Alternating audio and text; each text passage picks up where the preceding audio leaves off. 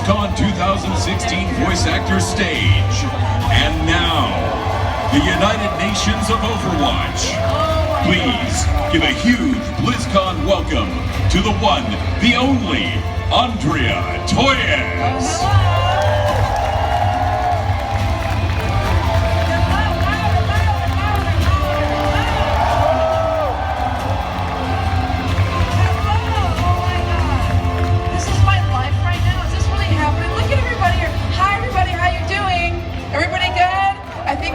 Excited about over this little game. I don't know if you've heard of it, called Overwatch. Have you seen this game before? It's exciting, right? So how many people have been at the voice actor stage with me all weekend? I love you. That's why you're in the chairs, because you're smart. I love you. Well, for those of you who haven't been here before, it's a really huge treat to have you here. We specialize in bringing our actors from around the globe to be with us here today to kind of talk game and talk fandom and talk acting and talk everything else in between. So to have you guys here is a really big deal for us because, as you can see, look how this is how the voice actor stage rolls. We even ordered flags from every country to be here because we're so ridiculous. Hopefully we got it right, I'm hoping.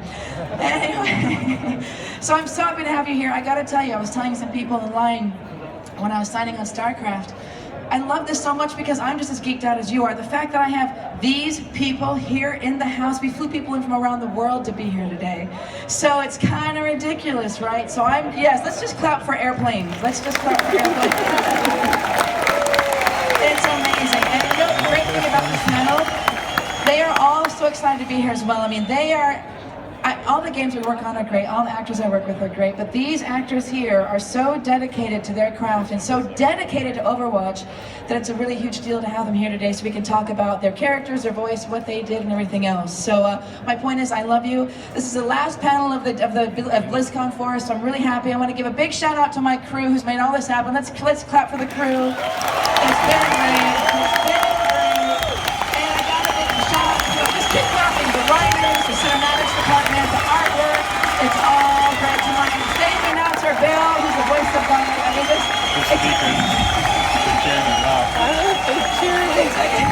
it took a lot of work to make this happen, so I'm delighted to share it with you because I love you guys. I love Blizzard and Overwatch. So we're gonna rock this shit, right? We're gonna rock this shit right now. All right. So where is my special drink? There it is. And where's my clicker? All right. I'm gonna bring them out one by one, and we're gonna dive in and be ridiculous together. Sound good? All right.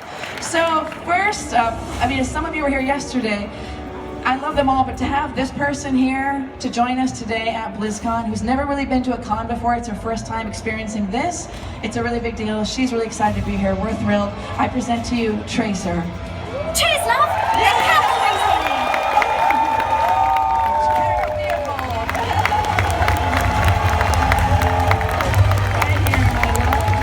She's wearing a Tracer jacket. Do you see this? Do you see? This is identical. Such a big deal. Like, I seriously have chills up and down that Tracer's here. She giggles when we're talking and I can't take it. I get such a boner when she giggles. That's weird. I just mean that it's a big deal. See, I love it. I love it. Okay, great. So now we have a really big deal. You guys might have seen him recently walking around in his 10-foot costume. I don't know, but a little guy we know, we call him Reinhardt.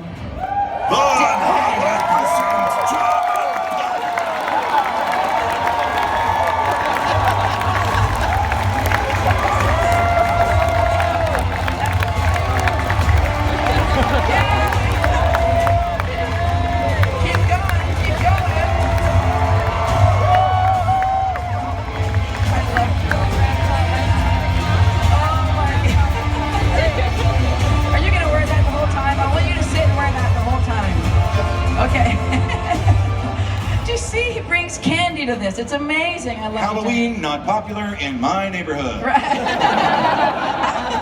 This was a gift from Extreme Props. Yes. The giant Reinhardt. Yeah, I thought he was we were gonna have, yes. I thought we were gonna have him walk on stage instead of you, just for fun, but I guess he probably couldn't get up the stairs, I suppose. He did not bring candy. Okay, so randomly, if you just got for no reason, just throw candy for no reason, I'll just throw candy out there. That is the plan. All right, now, an actor who brought an amazing story to life, which I have tears every time I watch it, I'm hoping you do too, the fabulous, the one and only Hanzo. Slow it is so foxy. Let me give you a hard call.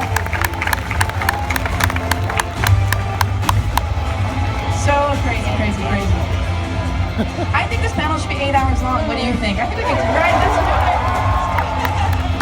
We don't need no stinking weirdo. What's his face? We got an Overwatch panel to do. I think so. Gosh, it was so hard. We love all of our heroes so much, but we had to pick and choose ones to kind of launch this Overwatch panel with. So it's a really big deal for me to have here today the wonderful, the sassy, and the so very cantankerous diva in the house. Is this easy mode? Yeah. Look at sassy.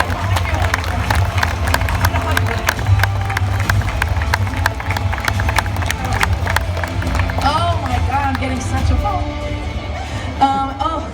I'm sure, like with all of you, I love these characters so much. It's such a big deal to have. I'm looking at all the slides, and to have all these people here with us is a really big deal. And one of my very beloved characters, one of my dearest friends, very talented human, and you guys know this guy is salt of the earth, the one, the only, Soldier 76, Mr. Fred. Old soldiers never die.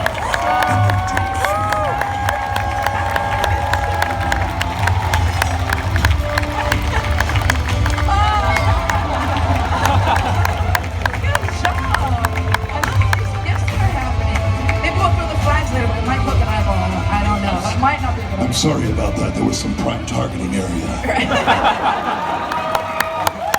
So great. You got that? I love you too. That's so. I mean, you know, those of you who come to my panels, you know that these are essentially my greatest hits. These are my good friends, amazing humans. So every time somebody comes out, I just feel like it's like a high school reunion or something, right? It is. We spend so many hours together, which we'll talk about. Awesome. Now everybody loves a sassy cowboy, right? Who doesn't love McCree? Come on.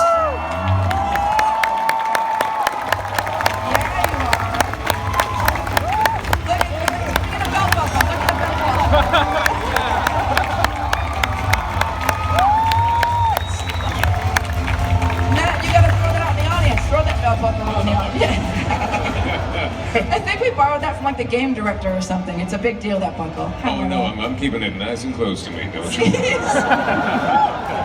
I think we should make all of them swear as soon as they leave this table they gotta talk like their character for the rest of Blizzcon, right? Just do it. Like in the drive-through? Yeah, in the drive-through. I just want to do that. I always think we need like a secret voice actor, like hidden camera show where you go through as like Reinhardt and go to Starbucks and Candy! Right. Just like that, just like that. Now I'm super geeked out because this next character is amazing, and we flew her in all the way from Beijing. She's never been to America before. She's never been to a con before. She didn't really log in what this is all about. She's the most delicate, beautiful little flower, and she really is truly herself, Frostbite, also known as May. This beautiful genre. From Beijing.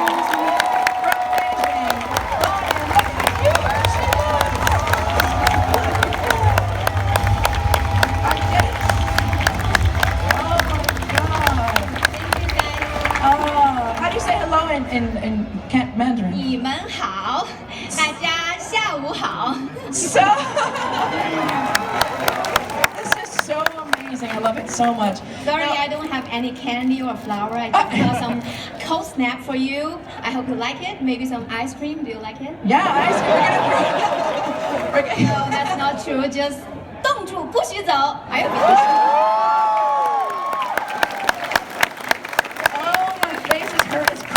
Smiling so much. This shit is happening right now. You know that. All right, so we could not have a WoW panel. That's my brain. An Overwatch panel without the world's most amazing, most intellectual gorilla, Winston Carter.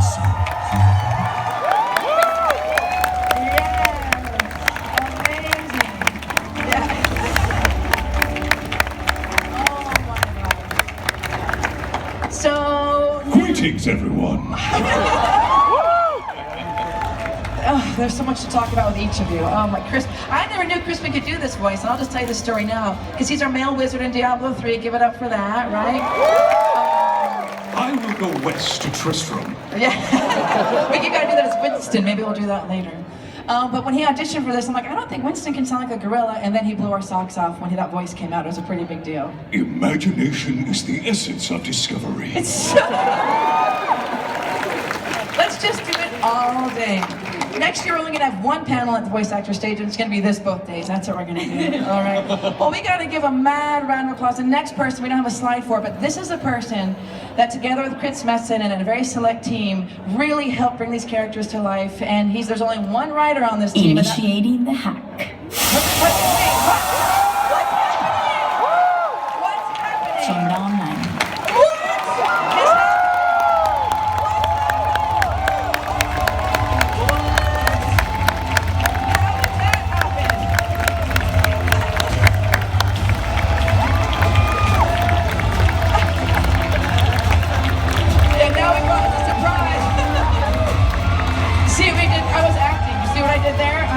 I was amazing. That's why I put the first sneaky like that. Hello, beautiful. Hello, I am Sombra. Oh, so great. She flew in just from New York to be with us today, so it's a really big deal. And so what I was trying to say before I got hacked was that all of this wouldn't be possible. You know, obviously there's a big team that put this game together. I wish I could list everybody who built this game, but one person that had to put up with my crazy shenanigans for hours and days and weeks and years in the booth, who wrote every single line of every single character that you play in game, the one and only one writer for everything, Mr. Michael Chu, the writer of Overwatch.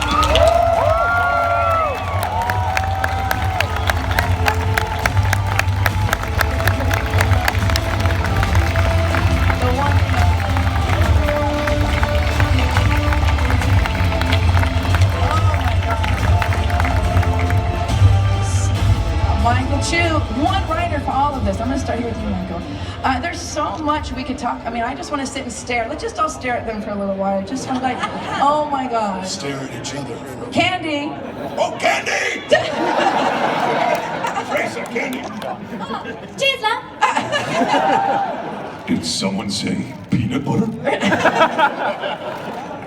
Oh my gosh. We have a peanut butter cup if you would like it.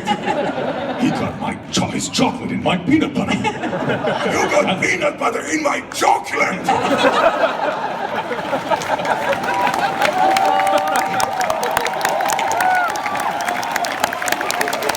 What's happening right now, Michael? I should probably be writing all this down. I think you should write all of this.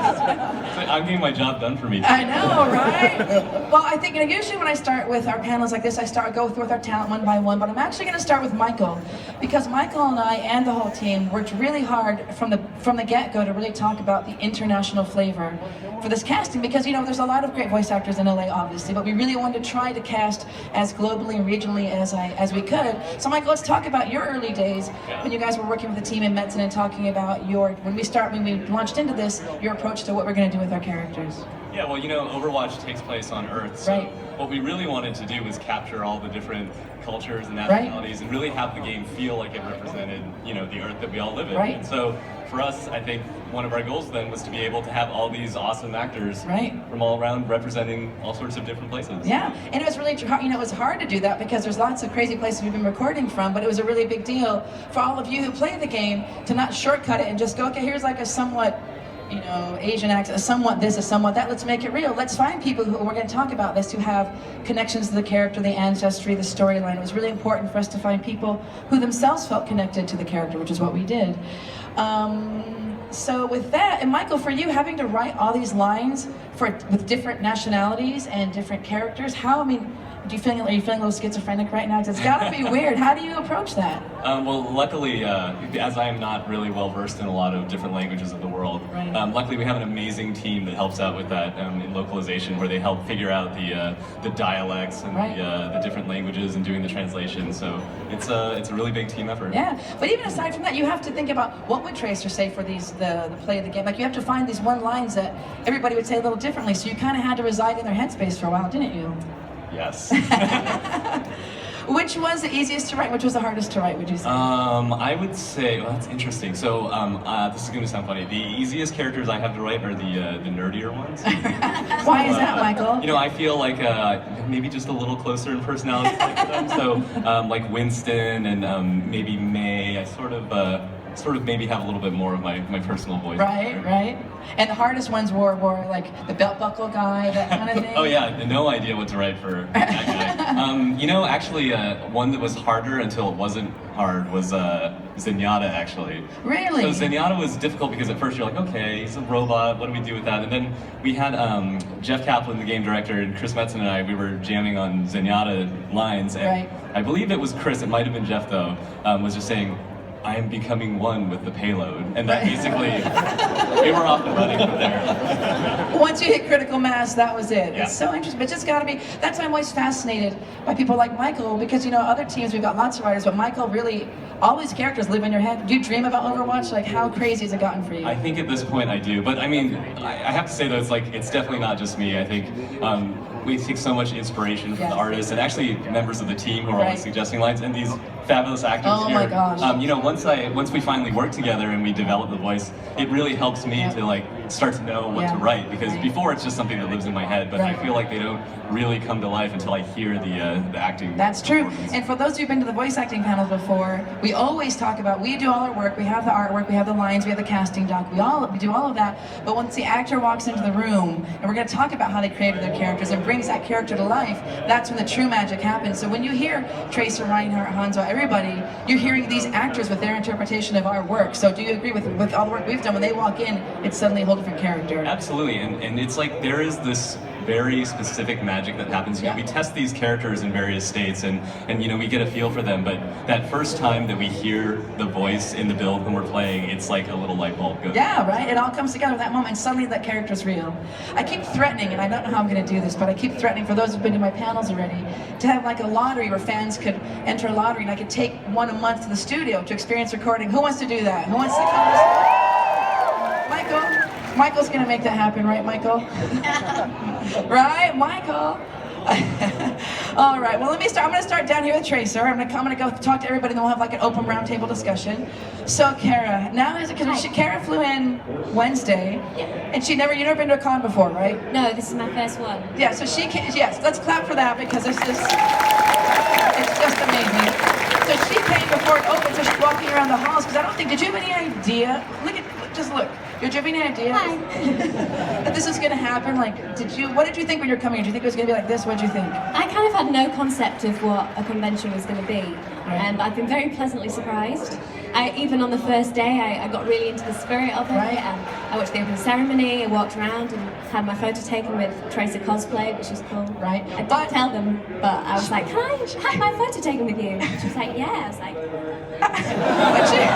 but she didn't tell the cosplayer that she was Tracer because she was too shy. I got shy. I could say, but maybe not. And then yesterday, I wore my Tracer t-shirt. She wore her Tracer t-shirt for the Heroes. I've got my Tracer pins. Yes. I've got my jacket. Tracer jacket. Really embracing. Yes, your inner Tracer. Life. I love it. Did you buy this jacket yourself? Did you buy this here? I haven't even seen this before. This was a gift. You got so, look at this. More things for Tracer. If anybody's got anything, please. Yes, We'll have a give me gift more on this. gifts. I'll wear them all. Tracer related. Yes, Tracer related. So let's talk. Tracer is kind of a very defining moment for us, Michael. Would you say, defining Tracer, we spent a lot of time on this one. She was key because she was kind of the bright spark in the game. How would you explain our approach to Tracer? I mean, I think as a character, Tracer really is one of the characters that embodies the Overwatch universe. Oh, yes. You know, Overwatch is very dynamic and vibrant and exciting, and Tracer is obviously all that. And optimistic also. Yes, that's right. Yeah. What do we say, Michael? What's our quote for every session? That this is our vision of the future, or there's a phrase we always say in session, like...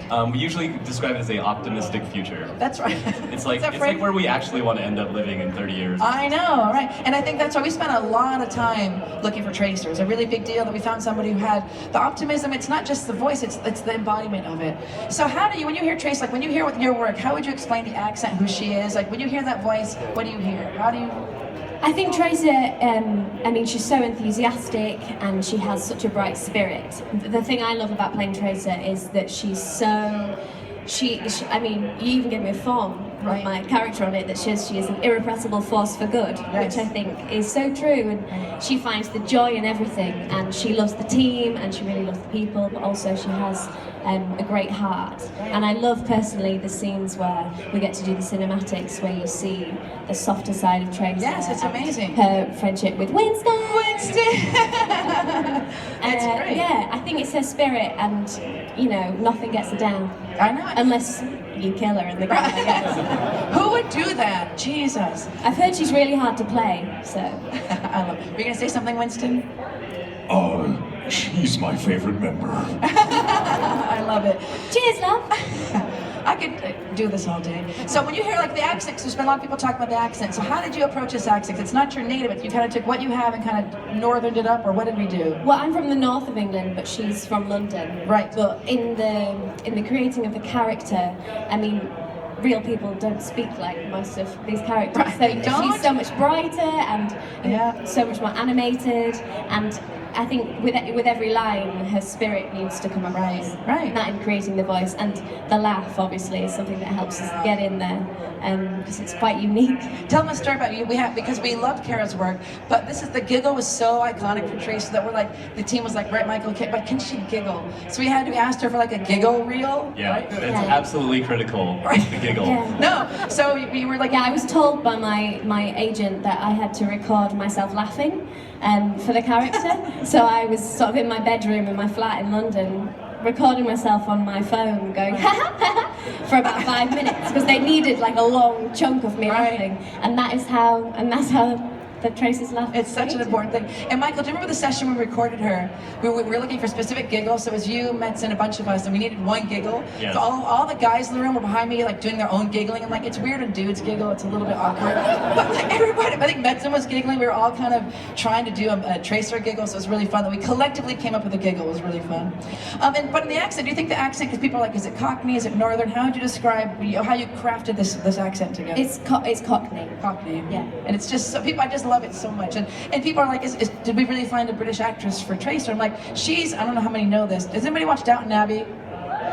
She's on Downton Abbey. I'm like, how much more British can I make Tracer? So that's what we do for you. Do you see that? We get actors from Downton Abbey to play Tracer. So awesome. Let's clap for Kara. I'm so happy she's here. So beautiful, so lovely. I'm so grateful to be here right now. I'm tired, my voice is going, but there's such a story with everybody on this panel we're going to talk about. It's, Michael, we've been working on this for how many years now? That's a good question. Forever? A long time. It feels like our first session with you was 2 years ago? Yeah, it's been a while. So I bring that up because I've been waiting for the moment. We tried to do an Overwatch panel last year, but the game wasn't out yet. Remember, we tried, and we wanted to wait till you could all fall in love with these characters. So my point is, I've been waiting to share these people with you so you can hear their stories and how they created their characters, because this wasn't just business as usual. I mean, Michael, this was never business as usual. We really worked hard to find these characters and to find them. So I say that because Reinhardt, look at Darren DePaul is he's just wonderful. Reinhardt. If you don't mind, I want to make you cry, but tell us how you created where Voice of Reinhardt comes from. Well, when the first audition came in, because it had a code name, I didn't know what it was, and I thought, oh, it's a Blizzard game, and he's a warrior, so it must be very serious. Right. And then it came back and said, make him bigger. And I was doing my dad, because my father is from Russian parents, but he was born and raised in Berlin, and so I was doing my dad just over the top. And I took the 6 lines that you gave me, and then wrote a whole scene.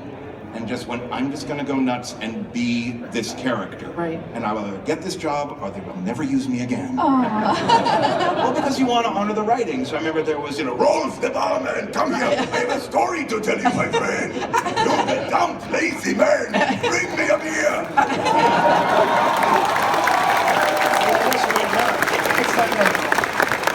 It's my dad, and then I think my dad sounds more like him doing Junkenstein. Okay, let's hear it.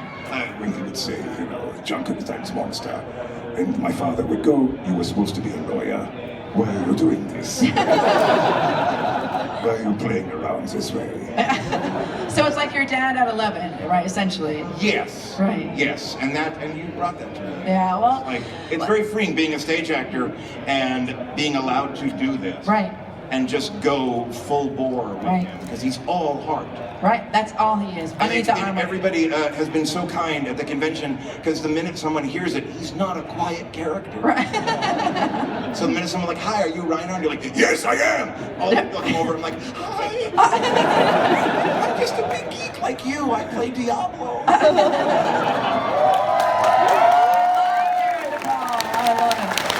remember getting emotional in the studio with you because finding out, and this is what we want to talk about, is bringing, like your dad, say your dad is living on with us as Reinhardt. That's who make you make it weepy right now. The fact that your memories of your childhood are being channeled into Reinhardt. So when actors do the role, we're not just reading Michael's words, we're channeling something bigger than ourselves into it. And the fact that what was your dad's name? You ready? Yes. Okay.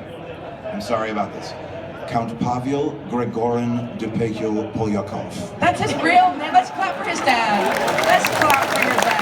My father would always go, if you're Russian, he's ready to go, yes, yes, I am a count, and you are a no account. We were a happy family. So when you hear Reinhardt, when you hear the clips that we played, what does he, I know we talked about it a little bit right now, what does he embody? How do you feel like, how would you describe Reinhardt? He's all heart. He's this big soul of the team. Yeah. And I was just at another convention, and they're like, he's everyone's granddad. Yeah. This is really wonderful granddad. Yeah, he's a great guy. Your job was to make sure I didn't cry. I know. You are failing at your job. I know. Darren's he's so great to be Reinhardt. I mean, Candy. Oh, Candy. See? Wait a second. Candy over there, Candy! I put someone's eye out. Payload delivered!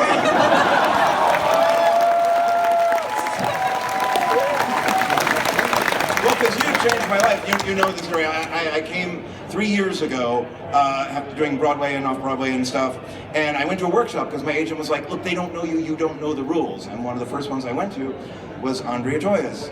And you went, you're not going home to New York. I'm like, oh, yeah, sure. And here we are having this amazing moment, and it just means the world to me. Yeah. I love Darren. I feel weird standing in front of people. I'm going to try to not block anybody. I love you. Hanzo. Paul Malkovich. Look how cool he looks. He just looks the part. He just walks around looking like Hanzo.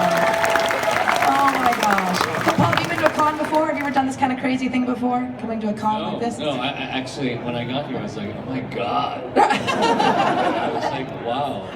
And then I was up here, I was like nervous. I was like, what am I going to say? You just have to be, I think everybody's here because we love them, right? There's no reason to be nervous. We're here to celebrate. So sorry if I'm blocking it. I'm trying to not block anybody. So, my God, there's so much we can say about Hanzo. Again, so we tried Paul Nakauchi. You're Japanese, obviously Japanese family. So when you create the voice of Hanzo, is it uncles you knew? Is it how are you kind of basing the sound and presence on? Well, it's all those Kurosawa films, you know. Yes. Yoshida Mifune. Yes. Oh, so this. That's so cool. Just do that for another hour. Just keep doing it, Paul. But it's an archetype, right? Yeah, it is. You know, the very stoic kind of silent. Right. Yeah. You got to make that face when you do it too. And also, I forgot to tell you that Paul, believe it, is Malthael from Diablo 3, which no, but let's clap for Malthael. Fantastic. You watched the cinematic between you and Genji. Have you seen that piece? Yeah. It's just it's amazing. Yeah, it was. I was amazed. Yeah. I mean, the animation is just so incredible. Right. And the music, it was gorgeous. Yes. Well, Derek's here. We'll break Derek out, our composer. Yes. But it's hard. We were talking in the last panel how when we do our episodics like that, it looks like Hanzo and Genji in the same room together. They're not, right? I think you recorded that from New York because you do a lot of theater. New York. What were you? He was in The King and I recently. I was doing The King and I. And you came. And I came to New York just to see, and I had to tweet. I'm like, I'm seeing Hanzo on stage tonight, and I'm a little geeked out. So it's pretty rad, pretty rad. It was wonderful meeting you, your mother. And where's my mom? My mom just wave. She's over there. So when you saw that, I think the challenge with voice acting too, so obviously you already kind of done a little bit of the voice in the face. With Hanzo, there is so much emotion in him that he doesn't know how to get out. So when you saw that, what kind of emotions do you have? What did you think? What's your take on Hanzo? How would you explain him? I think he was very troubled by the fact that he killed his brother. And that's something that haunted him. Right. And it haunts him always, and it sort of pushes him forward. Right. That's his motivation for living. Right. in a way. Right. And what I think that's interesting about that is that he doesn't talk a lot, but all those emotions, all the pain, the tragedy, the loss, the guilt. I mean, all voice actors are, I was saying on the earlier panel, it's like an iceberg, right? The lines are just kind of what we're saying, but it's all the iceberg underneath, all the emotions and the heartbreak. And for Hanzo, when we work together, we're always trying to get that little underlying of the grief, and he's never going to talk too much or be chatty. I don't know, do you think he smiles? No. I don't think so. Michael, what do you think? When we created Hanzo, do you think he smiles? How would you explain Hanzo? I think he smiles when he says simple geometry. He gets off on it sometimes. That's superiority sometimes. Yeah. So what was our take on that? Was it Michael kind of the samurai kind of archetype? Where did we start with that? Definitely. One of the things we wanted to do was contrast Hanzo with the character. I mean, at the time, I don't think Genji existed yet, but we knew that Genji was coming, and we really wanted them to have different personality types. Where Hanzo is the serious brother, the oldest son, who has all the duty and the responsibility, and he feels the weight of that. Whereas Genji is the more like, when he was younger, he was like a playboy, and he's a little more, he's enjoying life. So yeah, I think finding that dichotomy for the two brothers. Right. And that's what's so great about the episodics, because as you know, in Overwatch itself, it's just little one-liners, right? There's not a lot of story in the game. So it's nice when we get to do the episodics and really dive in and chew on it. So far, your experience with Hanzo, how would you, do you feel like he's part of you? Like, are there any, besides the Kurosawa films, any family experience you've had? Like, have you met people like him before, or? Yeah, I mean, a lot of Japanese people. Right. No, but I mean, but just the persons, and they're kind of more, they're not, I don't know, how would you explain that? Well, I mean, Japanese people are just, they sort of suffer in silence. Right. They're very stoic. They don't, they don't let you know what they're feeling. Right. And they will, sit there and just sort of take a lot. Right. Before they explode. Right.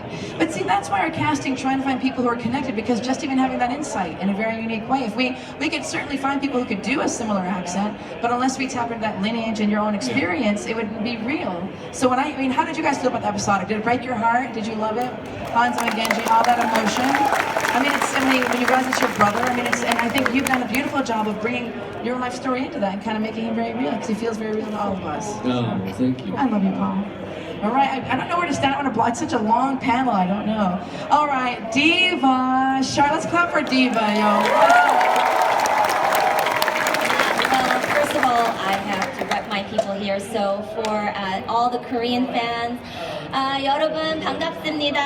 And all the Japanese fans, 皆さんこんにちは。よろしくお願いします。Let's see what we do for you. You see what we do. Is this easy mode? Oh my God. So Charlotte, has your life exploded? Like suddenly you're Charlotte. You do a lot of great work. She's got a massive IMDb, but suddenly this has happened. What's it been like for you? Pretty life-changing. Yeah, right? Yeah. I actually haven't seen any divas this whole weekend. Has there been any cosplay? Any divas in the house? Are there some? Yeah. Stand up, I want to see you. I know. I love it. It looks great. That's great. There's another diva. Is there a diva over there? Come on, let's see the diva. No pressure or anything. Which one? Rockabilly. Oh, Rockabilly diva. Come on, basically, get on stage really quick. Let's see their stairs. That looks great. Look at that. That's great. What's your name? Where are you from? Tip, and I live like 10 minutes away from here. So. And you get to meet Diva. This is great. Awesome. Thank you. Yeah, sure. Oh, how about we do it after? We'll do the photos after. So tell me, it's interesting too, because until the game came out, I don't know if any of us, Michael, you can speak to this as well, that we didn't know, Trace or any of us, we were working in a vacuum. We didn't know it was going to do this. We've been working on it for so many years, and suddenly this happened. So how's it been so far? So when did you realize that something big was happening? When I started getting all the fan art, especially the Gremlin divas. All the Doritos and the Mountain Dews and all of that, and I was getting tweeted. Yesterday I just tweeted, I love Doritos, but I can't quit you salt and vinegar Lay's and Flaming Hot Cheetos. I mean, there's so many things, but it's just funny because that's when I knew it blew up, like especially with all the cosplay and everything. It's been really, really, to be honest, like really encouraging and just so, it's just such a supportive community. I mean, let's clap for love, because there's so much love here right now. It's just all love. It's amazing. all of us to be here and celebrate you. So tell us, creating Diva, when you hear her voice, what do you hear? Like, what's your take on the character? There's so much. I mean, I really put my heart and soul into this character, especially because it was a Korean character that's coming out. I'm half Korean, half Japanese. My mom's full Japanese. She's from Osaka, and my dad's full Korean. He's from Seoul. And so I'm trilingual, and I thought that it was really important, especially because she's an anime, you know, she looks like an anime character, that she gets taken seriously, especially because she is so young. She's the youngest character on the team. She's 19 years old. She's the StarCraft, you know, star of the world, and I wanted her to be taken, seriously. Right. So I just find that even in real life with a higher pitched voice, a lot of times we as women, we're not always taken so seriously, and I thought that, you know what, I want to really change the rhetoric of that and be okay and comfortable with a character who sounds cute but could also kick your ass. Kick your ass.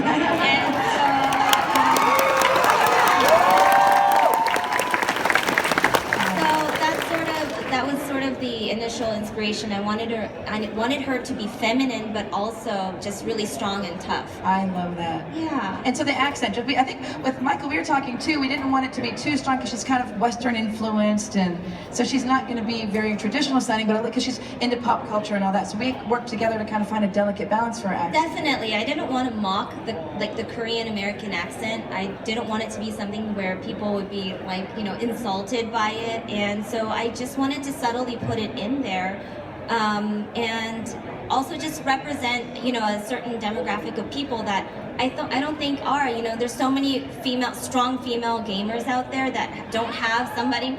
Let's clap for strong female gamers. Where's my ladies? Where's my ladies? I love you guys.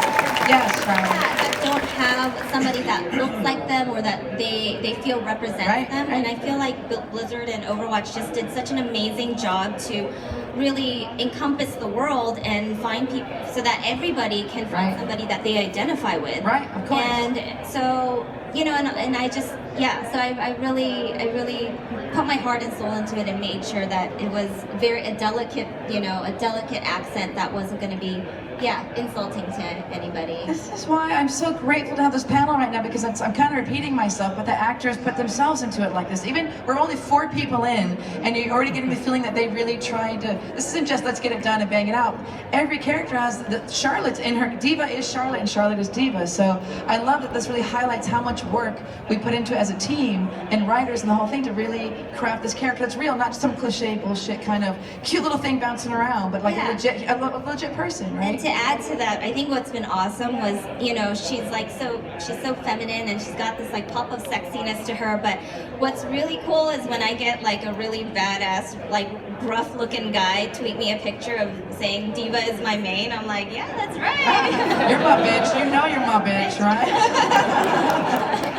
Oh, it's so funny. So my playlist after this, I asked all the actors to submit songs that they think their character would listen to, the ones I could get to, and I love that Diva wrote back with what's the song that we're going to play, Hello Bitches? CL, Hello Bitches. That made me deliriously happy. So I love you so much. I love it. All right, I can do this all day. I'm going to keep standing here. Actually, I'm going to go this way. So Fred Tatasciore, Zeratul, everything cool. I love it so much. So Fred, I don't even know where to start with. Tell us about your take on Soldier 76. How are you feeling? Wow, Soldier 76. Well, it's great that he's an older guy. And he gets to, you know, and he got into soldiering for the right reason, you know. Jack Morrison from Indiana, he cared about this and his team, and he lost everything and he was betrayed. And now he's a vigilante and he's still got the right idea. So the template, there's a lot of my uncle, who was in World War II on the Europe side, out fighting in Europe, and he was a pilot. And I remember as a kid, he was touted as this war hero. And, you know, that was his whole celebration. And he showed me later, as I got older, this photo book of all of his friends, pilots and stuff, and at the end of the book are all downed planes. You know, and I'm going to bring the house down, by the way. Yeah, down. But this is Soldier 76. Right. He's in it for fighting for something, but he realizes this is bad, and it's not, you know, you're not going to make it, so we're going to make you make it. We're going to help you through. And I feel like there's a lot of, like, soul to him. and a lot of, yes, he's gung-ho and fighting, but he's really trying to protect people. And he's got the pathos of war. And so there's also that older Clint Eastwood, thing, get off my lawn. That's, Clint Eastwood in his older, where he's got the look, where he's got this strange, like peering at you. Different now, he's got a little more crusty and a little angry.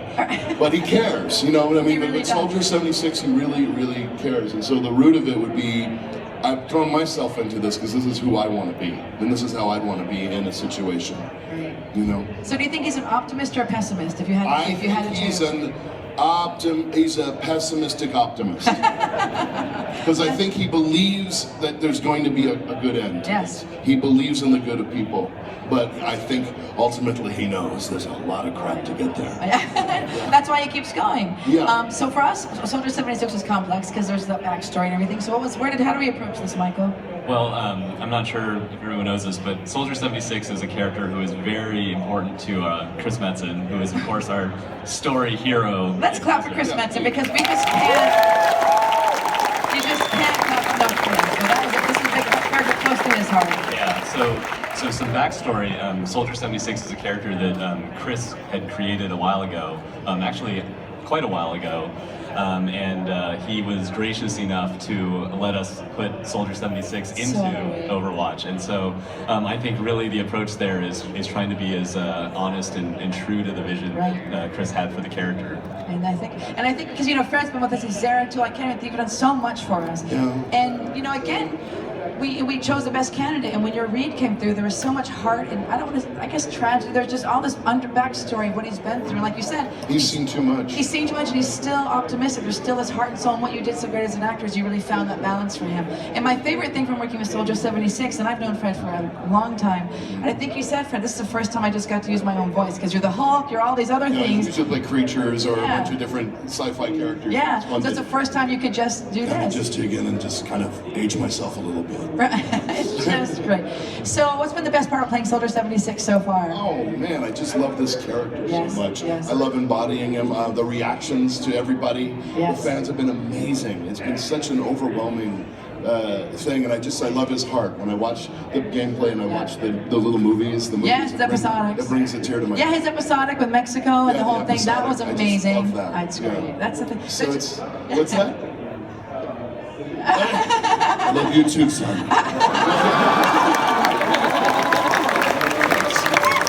It's wonderful the father figure he's kind of become, Yeah. It's just, it's really funny. We've worked with these characters for so long, but it's interesting. I'm having a very kind of out-of-the-body experience right now where I realize that each character has heart. There's so much love in every single character on this table, whether we get into it in the game lines or not, but there's this love and heart between Ryan and Hanzo. I mean, everybody has this diva. There's just so much love and inspiration. So how do we choose? I'm going to jump to you really quick, Michael. How do we choose new characters and accents and regions? Is there an approach, or how's that been happening? It's pretty interesting. It's a fairly organic process. We usually don't jump into it saying like, oh, we'd like to make a character from Mexico or something like that. And actually, if any of you saw the panel yesterday, you can kind of see how Sombra came from this character called Omniblade, which really doesn't have too much direct kind of like cultural connection. But as we were developing it, our assistant art director Arnold Sang did this drawing, which was sort of an exploration of a like Aztec-inspired like dagger throwing character.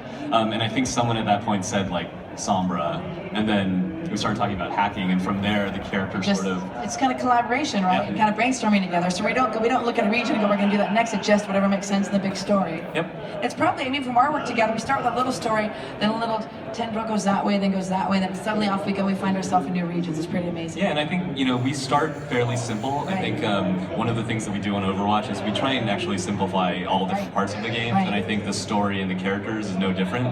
But one thing we like to do is we give you the character and kind of the base interpretation of the character. I think actually a diva is a good example of this, where you're like, okay, I understand what diva is, and then as we move forward, what we like to do is to start to layer in more of that character, so you can see that there's actually more than just what your first take is. Right, and again, kind of going back to what Charlotte said, even just beyond the lines, there's much more in that character. We try to get as much character in as much, as best we can for every character in every line. I think that's what we always strive for. So I love it. I love Soldier 76. Well, we have to have a cowboy, obviously. So the one, the only Matt Mercer.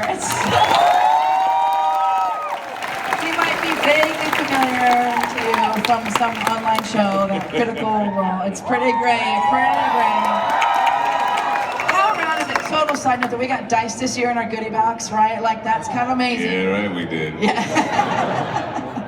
So Matt, when did it hit you that this whole phenomenon was happening? It was 2 years here at Blizzcon. Right. When the first trailer was released, I was standing out in the cinematic kind of opening area, looking up at the giant screen, going, "Oh my God, this looks so amazing!" Right. But the character had never been cast yet. Yeah, you weren't McCree at that point. Right? No, right. I was just looking this way. I wanted to be part of this so bad. Right. And I remember walking into the art gallery, and they had the full list of the time of the characters. Right. And I was like, "Oh my God, this looks so cool. The art design's great. I love the world they're building." I could probably do that guy. Right. And there was just this nameless cowboy on the edge of the poster, and I was like, all right, I'm gonna keep an eye out for that one. All right. And I never knew that. You auditioned, like you got it legit, fair and square. Yeah, I was just like, as opposed to like beating someone until they let me do it. That's how I get most of my work. Or the casting couch, whichever works.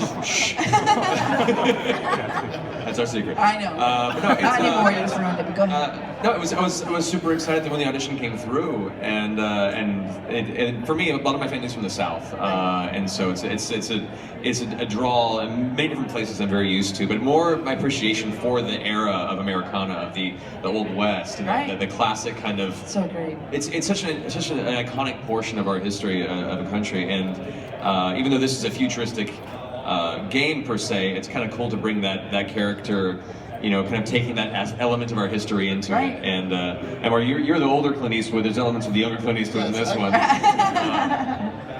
So yeah, no, it's been an absolute blast, and the characters, So fun. He's got the coolest outfit. All of you have the coolest outfits. I mean, it's kind of ridiculous. I've seen so many. You guys seen some McCrees walking around here this weekend? It's been so.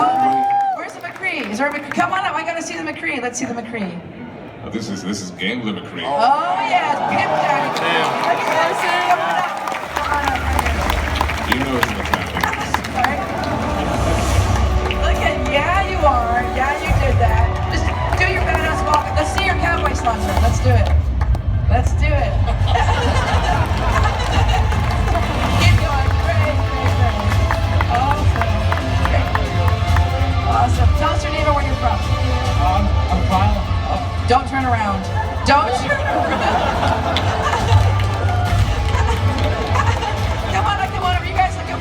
Wow. Look, this is happening right now. This is called the Blizzard Showdown. Sorry, what's your name and where are you?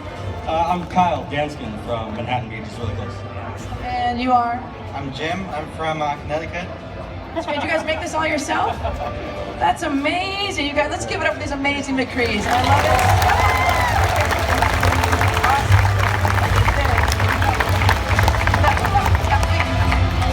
Sure, any way you want is fine. I'll be your Huckleberry. Let's see how that worked out at the airport. That's right. You know? Oh, I love it so much. Oh my goodness. Actually, before I go into Jean, I want to say one thing I didn't think about with McCree is that it is bringing American heritage to life. I never thought about that until you said it right now. I've been so caught up in all the regionalities, but diving into the Old West in our own lineage, that's pretty great. That's kind of what I was excited about. I mean, the aspect that each one kind of brings a cultural aspect. And since we're all, the game is based in America, we have a hard time in America being such a young country compared to a lot of the world to really find that core heritage that we can embody into this game. And so it was kind of cool to bring one of the really, one of the few eras that we definitely see as an American, era into the game. And well, who doesn't love westerns? I know. As a fan of Deadwood and now Westworld and everything else, I'm like, yeah. And I think, and I think, Michael, we worked on McCree. We didn't want to go full cowboy. That sounds weird, but we were trying to. Full cowboy? We didn't go full cowboy. But I mean, I would hate to see what full cowboy looks like. That sounds like a weird sexual term. Anyway, but I mean, we didn't want to push it too much. I think we wanted to kind of, because we didn't want McCree to be too loud or too much. It was like a subtle kind of nuanced. Yeah, we still wanted him to be able to be taken seriously. Yeah, even despite the McCree himself might work against that. Yeah, he takes himself too seriously. Though, speaking of that does remind me, I have to say that Matthew, he had to say probably the worst, cringiest line of dialogue that I've ever written. What is it? It's High Moon. High for Moon. The, for the Let's hear it. Junkenstein. I remember actually we were For the in the Halloween session. stuff. Yeah, for the Halloween for Right. the Junkenstein, and as soon as it came up in the script, I went, "Are you serious?" Oh, really? Okay, here we go. Let's hear it. It's High Moon. I love it. It's the best line, Michael. One other little funny thing we were talking, I was asking Ready for Music, both Soldier 76 and McCree said Johnny Cash, so that made a whole lot of sense. That's right, that's what we listen to. All right, now, look how beautiful Zhang looks. Look at her hair. Look how beautiful. She's just, I want to carry her. Zhang, you look beautiful. So, picture if you were Zhang right now. You've never been to the US. You've never been to a con. Does it feel weird? What's going on in your head right now? No, I'm still like dreaming. Yeah. Cool. It's just really happening. Oh my god. If there is anyone who should be nervous, that would be me, because I'm not a native English speaker, you know? Right. It's hard for me. Sometimes what I say, oh, thank you. Thank you. Sometimes what I say just doesn't make sense, so I think you might have to guess what I'm trying to say. Just speak everything in your native tongue and we'll just make it up as we go. That's what we should do. But look at, she's so beautiful. I mean, and imagine being in a foreign country with all this, and again, not having it be your native language, but you're here. Yeah. So I gotta say, I love everybody here, but Zhang and I, just working with Frostbite/May, we had so much fun together. So how do you explain this character? What does she mean to you? Like, Actually, Andrea, I still don't understand why you're so brave to choose me. oh, you're so, she's so sweet. You know, Let's clap for her. Let's tell her we love her. We love her. We love you so much. She just answered the dumb question. Yeah, I know. I just heard that they don't even know whether I can communicate with you in English. Who said that? Oh, That's so silly. okay. So what's your take on the character? Like when you and I were talking and we worked together, how would you, if somebody said, tell me who May is, how would you explain her? Oh, actually, you just told me that she is curious about everything. Right. A scientist, and she's like happy and a little shy. Yes. And actually, that's me. That's you. And you know, I'm not. I didn't study like to be a voice actor. I just became a voice actor like 5 years ago. After I've got my master's degree on chemical technology. Wait, what? Drop the mic and walk out. What? That's a mic moment. Yeah, Oh my. We didn't know that, did we? No, we talked about it. Oh, okay. Where was I? Wow. I quit my master's degree and became a voice actor, just like May, who quit being a scientist and start working for a game company. Yes. Oh my gosh. So what were you going to do with chemical technology? What was your goal? What was your plan with that? That's a serious area. What? I didn't get it. Sorry. Yeah. No, with the degree you were getting for chemical technology, Yeah. did you want to work in a laboratory? What were you going to do with that degree? Oh, I didn't think of that. I like to be a voice actor. So I became a voice actor after that. So tell me, what made you decide to leave studying and become a voice actor? How did that happen? Oh, I just searched for some kind of training club, and I started studying voice acting. And my teacher may thought I have some potential, so he gave me so many chances. Yeah, that's it. So have you worked on a video game before us, or is this your first one? Oh, actually, I'm not new for Blizzard, because I've done like WoW. That's right. I'm the Chinese version Lily. That's the right. Panda girl. Yeah. That's right. Yeah, and some kind of Hearthstone. I don't remember the name. In Chinese, the Alaria, maybe some. Alaria, that's great. Chinese version. I gotta say, it's a really big deal to have her here, because it's the first time we've used an actor who was doing our games in China and to be the American version of the voice. That's a huge deal for us. That's a big deal. So, when did it hit you? When did you realize that your character and you as an actor in Overwatch, did fans start writing to you? When did you realize it's a really big deal? Oh, actually, after you pick me, I know it's a big deal. Yeah, and now May is after you. Oh, how to say that? Sorry. Now Overwatch is very popular in China. So May is too. So yeah. So you voiced May in the Chinese game as well? Yeah. That's great. That's amazing. Oh, and I also did the Chinese version. Oh, how to say it? That character. Yeah. Yeah, that's awesome. And I gotta tell you, working with Zhang was so fun because you know that clip we played, sorry, sorry, sorry? Yeah. That one was not even the script, that was just her talk. She would just say these little things. I'm like, capture that, that's gotta be, remember, there's so many little things she did. That's an NG take, actually. Yeah, right. Well, so for us, with her, we had so much fun, we just let her be, we let her go. Yeah, there are definitely a few of those where there's a, hey, are we rolling right now? Can we just capture that? So sorry, John. Sorry, we stole your words, but it was just too good. Yeah, but and then also I got to point out too that both Kara, Tracer, and Zhang, we record them from London, from China, so they're not even there looking. They're not even looking at us. They are remote and we're hours apart, and so for them to deliver these characters without even seeing us was hard, right? But I think we fell in love. It was pretty great. Thank you. I love her so much. Let's give it up for Zhang.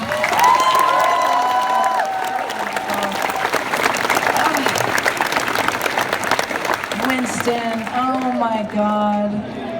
I mean, I was showing somebody recently, somebody said, who plays Winston? And I said, Crispin Freeman. And they don't know voice actors, and I showed them a picture. And they're like, that's Winston? I know you can't. This handsome, dapper young man plays Winston. So, tell us about your Winston journey, Crispin. So, I had to put on a gorilla suit and fly to the moon in order to really get into the character to do the audition properly, but I think it was worth it. Yeah. Because here I am. You were amazing. You were amazing. And not only that, but I mean, let's talk about Winston, because I know you're such a huge fan too. I think Crispin's crazy smart, crazy amazing, and I think you've really dedicated yourself to Winston in a very unique way. I think you fell in love with what we're doing. Absolutely. I think that there was, I started very early in this process, and all I knew is I was playing a gorilla with Tesla cannons and jump jets, and I thought, okay, cool. I'm down with that. And I honestly, it wasn't clear yet to me what the feeling of this world was. I just knew it was Blizzard, it was sci-fi, so I thought it was going to be sort of dark and StarCrafty. Right. And as we got into it, the optimism and the idealism sort of took hold. I realized that, well, if there was any character in the lineup I would want to play, it would be Winston. Because his idealism and his sort of indefatigable obsession with living up to the ideal. It's something I was mentioning this morning. Sometimes when a foreigner comes to a new country, they can see that country better than the people who live there because it's so fresh to them. So Winston has been staring at the Earth from the moon for how many years? And he has this idealized version of how things could be. And then he lands on Earth and the humans go, well, yeah, I know we have these ideals, but we don't really live up to them. And Winston's like, well, why not? Why not live up to these ideals? You know? And so he's like more human than the humans around here. Right, that's a very good point. And for me, being the space elf that I am, you know, I just reached back to my sort of lunar background of my family and said, yes, I completely understand where you're coming from. I sometimes feel the same. All the space elves on the moon are going, those silly humans, what are they doing? That's not how you do things. So for that voice, so that's a tough voice, because I think we'll jump to Michael really quick, because we had to figure out, he's a gorilla, how much gorilla should he sound versus how he's kind of, we wanted him to be kind of nerdy and this guy. So what was let's talk about that delicate balance. I remember we were discussing a lot about how much Winston's voice needed to like literally embody like massive size, because Winston's obviously very big. And I think what we ended up with, and what I think turned out really great, is that, you know, there's obviously a little bit of the feeling of the power in his voice, but I think we just wanted the character to sound like a character and know that when people hear that voice coming out of the gorilla. I think that was an important thing that I could feel from the audition, right? Because it said gorilla and it said powerful, and I said everyone's going to do Grodd. Right. Like everyone's just going to do a big, scary gorilla, and they're going to miss his heart. They're going to miss the fact that he wants to protect, that he wants to have everything live up to this fantastically wonderful notion where everyone gets along. Without that sort of big brother sensibility, it's not going to work. Right. So I thought, well, I don't have the deepest voice. I don't even have the deepest voice on this panel, not even close, right? But I do have that idealism. I can grok where he's coming from, and so that's what I'm going to use. And it actually, by hanging on to his heart, it actually helped my voice get closer to his sound. That's so hanging on to his heart. You see what you did there, Gorilla? Okay, that's a T-shirt waiting to happen. But I tell you, I'm going to tell you a little secret, and you might remember this, Michael, as well. Is our first Winston session was a little tough when it was for the cinematic, because we were recording, and we were still like trying to define who he was. So at a certain point, remember, we stopped recording. You came in and talked to us because it was again trying to find that balance of heart, gorilla, intellect, human. So I think it was really fun to work with you and craft that character. So when you hear that voice, all that heart comes through and everything else. So when did it hit you that Winston Overwatch? When did this phenomenon hit you? So 2 years ago, Blizzcon 2014, I'm backstage in the green room with the other voice actors because I'm helping to promote Warlords of Draenor, because I also played Vindicator Moral. That's right, that's right. And so there we are doing this, and I knew we'd worked on the Overwatch, although it wasn't called that when we were working on it. And there's a little screen backstage that shows what's showing on the big screen, and I'm watching it, and this thing comes up, and it's bright, and it's shiny, and it's colorful, and I was like, what is this Pixar film that's playing? What is this? And then all of a sudden this gorilla comes on the screen. I go, there's a gorilla. I play a gorilla. Wait, is this my game? Oh my God!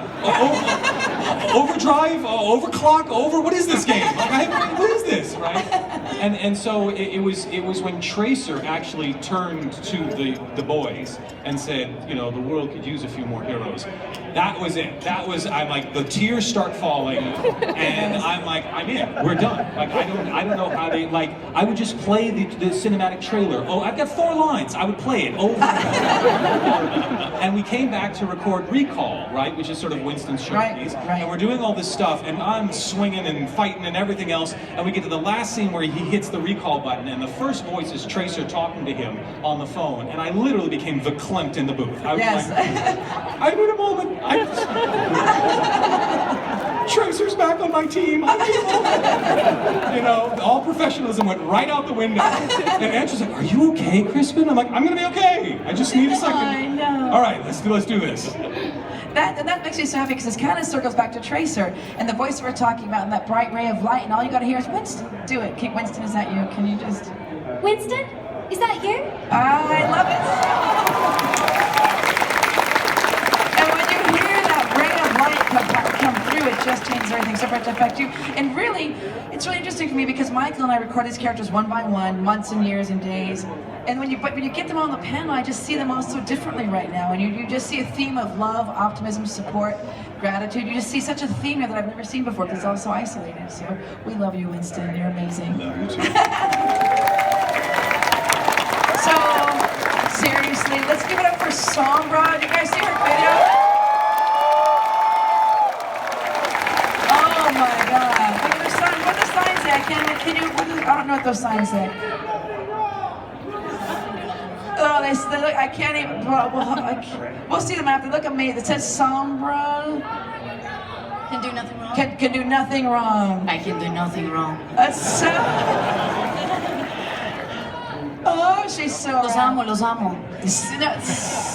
Mucho amor a todos los latinos aquí. Los brasileños también. Muito amor, muito amor. Yeah. Oh my God. Brazil and Latin America. I love it. Yeah. So has it hit you yet? What's happening? I mean, you just hit yesterday.